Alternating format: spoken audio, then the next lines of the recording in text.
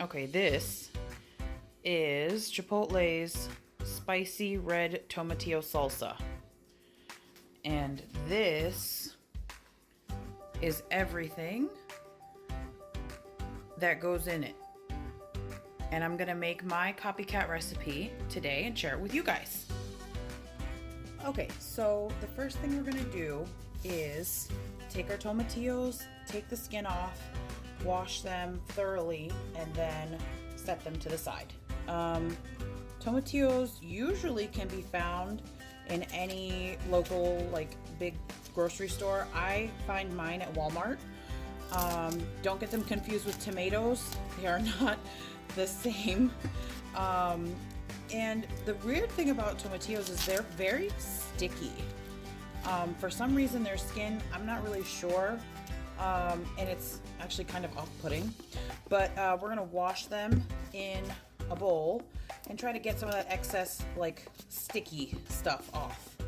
So I have my bowl here, and I'm just gonna go ahead and fill it with kind of warm water, and then I just dump them in there, and then just give them like a little massagey. Kind of just try to get each one and just kind of like, I guess, rub the stickiness off of there. I'm gonna do this a couple times. Dump the water, and then do it again.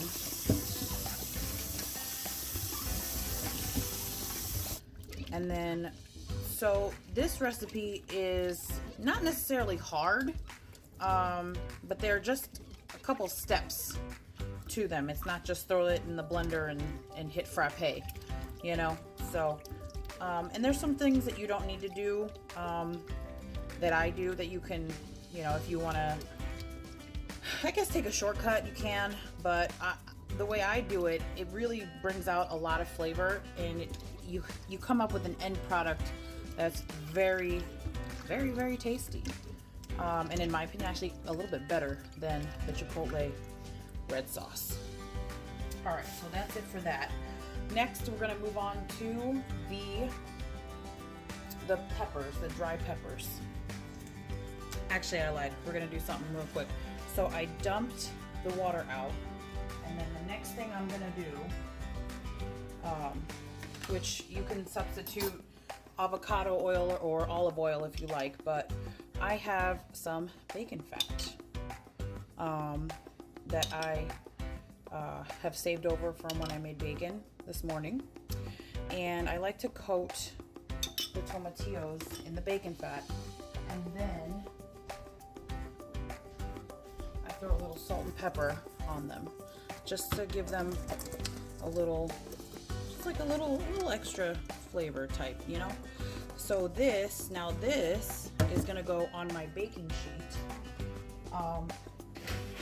and then that's gonna broil until the skin is blistered. So it'll broil on one side, it'll blister on the one, then I go in and I flip it and it blisters on the other. And then I'll be right back with that. So now this is the part that can be, I guess, skipped or changed to your preference. So I like to roast my serrano peppers and my garlic at the same time as the tomatillos, because the roasting just really brings out a lot of flavor. If you don't want to do this, you don't have to. You can skip this. You can just throw this right into the blender after the tomatillos have been roasted. But the tomatillos do have to be roasted. That like is a huge game changer. So for me, I figure if I'm gonna roast the tomatillos, might as well roast everything else. And it just really adds a depth of flavor. So for the serrano peppers, all I did was chop off the tops. Okay, and for the garlic, I just peeled it and chopped off the little nub at the bottom where it grows from the bulb. So it's going in the same bowl as the tomatillos, and I'm gonna coat them in the same bacon fat with the salt and pepper, and we're just gonna place them on this baking dish. Put it in here. Actually, I'm gonna put them over here. Okay, along with, move these over a little bit, and the rest of this is gonna go over here. Okay, so that is done. This is what this looks like. And it's going to go into a broil into the broiler on high to broil. All right, so we're gonna put this in here and under high, close that up, and we're gonna let that go for, I don't know, 5 minutes-ish. It's definitely something you don't want to walk away from. You got to stay here and keep an eye on it because as soon as it starts to get like nice and charred, you want to flip the content so that the other side gets the same treatment. A few minutes later. It's been like another minute or so. Oh yeah. Okay. That's more like it.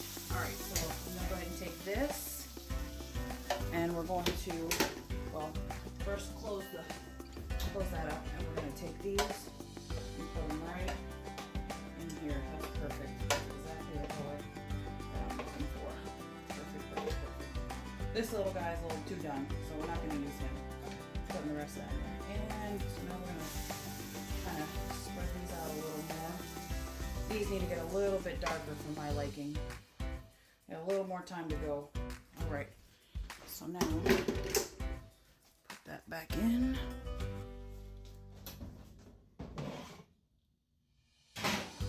A few moments later. Okay, so they're looking good.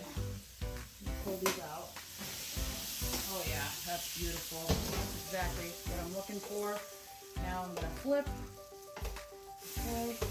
So some of them are already slightly roasted on the bottom, but I want more. Okay. I mean, I want roasty, toasty, beautiful, because that like brings out the flavor. So that's what I want. All right, so now we're gonna put this right back in. And this is like all a really fast process. Like it's been less than 5 minutes.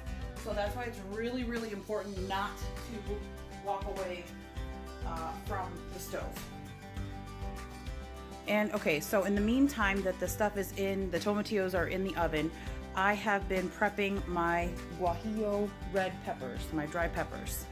So basically what I'm doing is I'm taking the tops off, putting them to the side because that's trash, and I'm trying to empty out the seeds in the bottom here because we're gonna dry roast these just to get a little more char on them. And then I'll show you how I do that. And that's a really fast process too. Like you don't want to walk away from the stove. It'll go from perfect to ruined in less than 0.5 seconds. All right, so time to pull these bad boys out.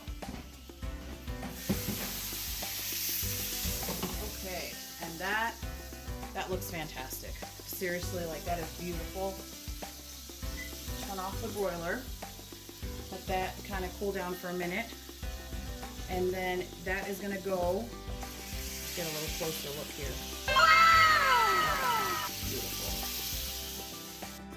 Okay, so it's been about 5 minutes, so we're gonna just go ahead and take these tomatillos and then one by one we're gonna grab them with our tongs, throw them in here, and then we got to take this beautiful juice that's on the bottom here. Oh, don't think that that's not going in too. Oh, it absolutely is. That is all flavor, baby. So now I'm gonna grab my trusty oven mitt and we're going to just kind of scrape it all in there because we want, that's all flavor. That's flavor, baby. As the late, great Anne Burrell said, brown food tastes good.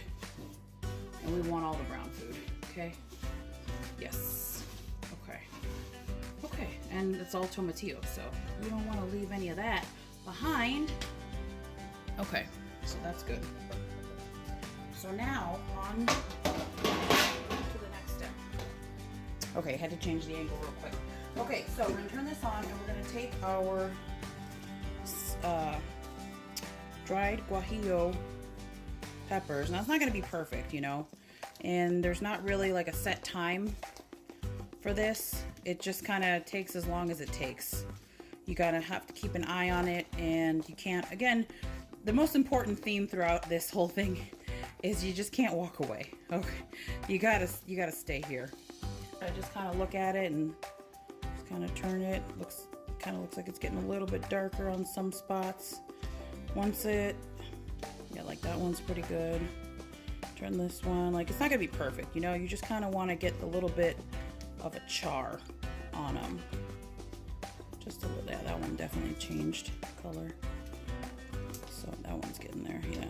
This one, I'm gonna turn this one like that. You just want a little char, that's all. Just a little char. I think now that should be enough for the second one.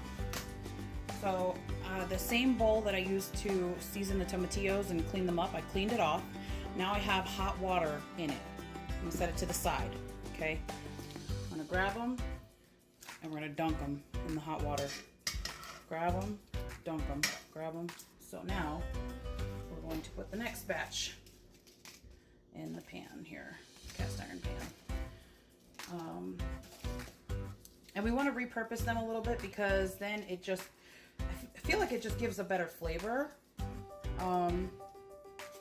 So this is literally the steps I take every single time I make this salsa. And I've done it a couple different ways, but this is pretty much the standard way that I do it now because this is the way that I found brings out the most flavor. And it just tastes really good.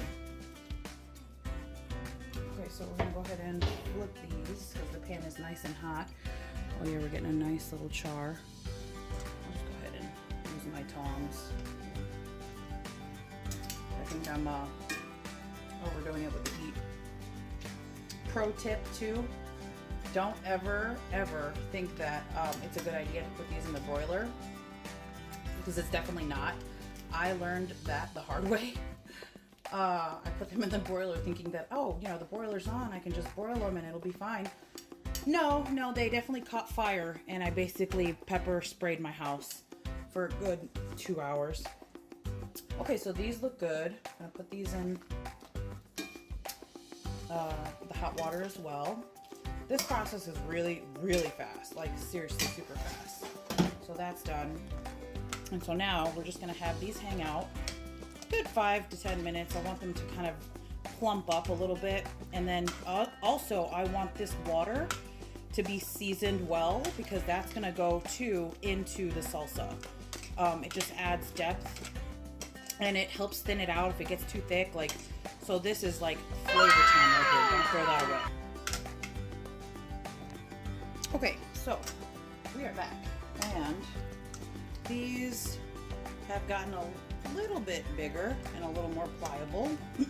So we are going to put them right in, straight in. And this is what gives that red salsa color to the tomatillo salsa, the spicy Chipotle red sauce. Okay, so we're gonna dump that in there. The flavor really, like the heat comes from the peppers and so does the color, but the flavor is mostly tomatillo. So I'm gonna put that in there. I don't know if I've got any more.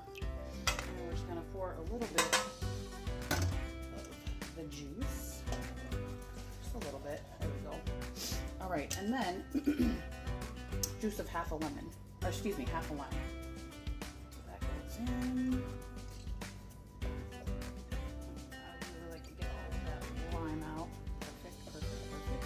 So into the bowl, I don't really measure, so I'm just gonna put a little of that, a little bit of that, and a little bit of that.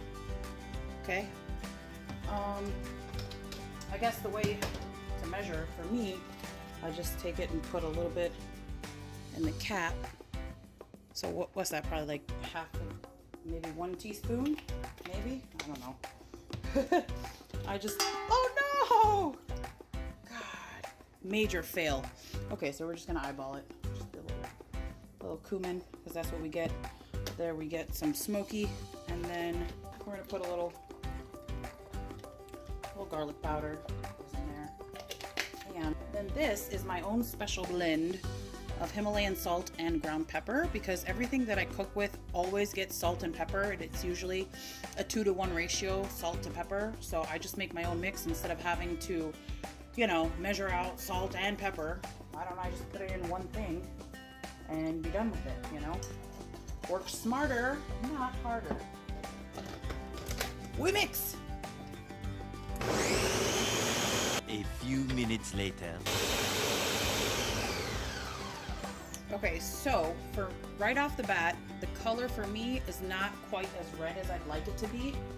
I feel like I need to add some more guajillo peppers, but it's kind of too late for that. I'm not going to do that right now because this is, well, actually looks pretty close, except mine's thicker. I can already tell just by looking at it. So we're going to give it a quick taste.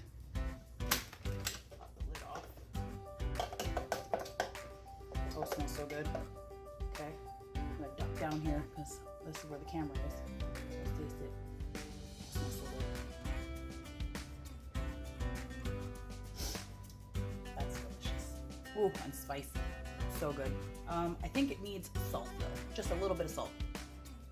And it is a little bit thicker, so I'm gonna add a little more of this water and then blend it again.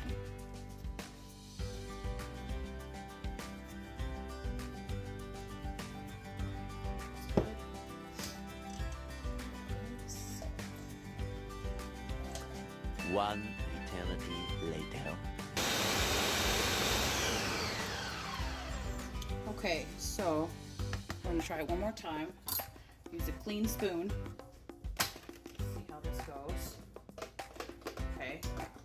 Okay, consistency's a little bit not as thick, which is good. Okay. Let's see. Step down again. Let's try it. Yeah. Oh yeah, that's much better. Oh my god. I'm doing a happy dance. Okay, so I'm going, this makes enough. Let me see, what does this say? 1.5, what does that say?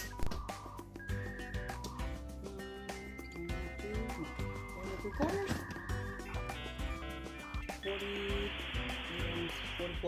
44 ounces worth of salsa, which is quite a bit. And this usually lasts us about a week. Okay, so yeah, I had to kind of switch myself up a little bit because it's really hot in the kitchen. And I wanted to just do some final thoughts. The salsa is like really, in my opinion, really easy to make and super worth it. For people who like salsa, you usually can't get enough, right? So, and especially at Chipotle, they give you these tiny little cups and one little ladle full, and we gotta swallow smack and not, okay, cool, whatever. So, you know, if you just do a little bit of digging, you can find like copycat recipes online. And honestly, I found one and then I kind of adjusted it to what it is now, what you just saw. So leave a comment below, let me know. Do you guys like Chipotle salsa? Have you tried to make it? Would you make it? Is it worth your time? Is it worth the effort? For someone like me who is obsessed with cooking, it most certainly is. And it tastes really, really, really good. It just, for me, it has a higher elevated depth flavor that they just don't, I don't know how they do it because I don't work Chipotle, but all the recipes kind of have the same steps. I took it a step further by roasting everything in bacon fat. But you don't have to do that if you don't eat pork, if you don't like bacon. You can just use avocado oil or olive oil, just a little fat, something to coat it to give it like an extra step to brown nicely. And it also adds flavor. So yeah, so that's it. That's my recipe. I'm gonna test my boyfriend a little bit later to see which one he likes better and if he can tell the difference.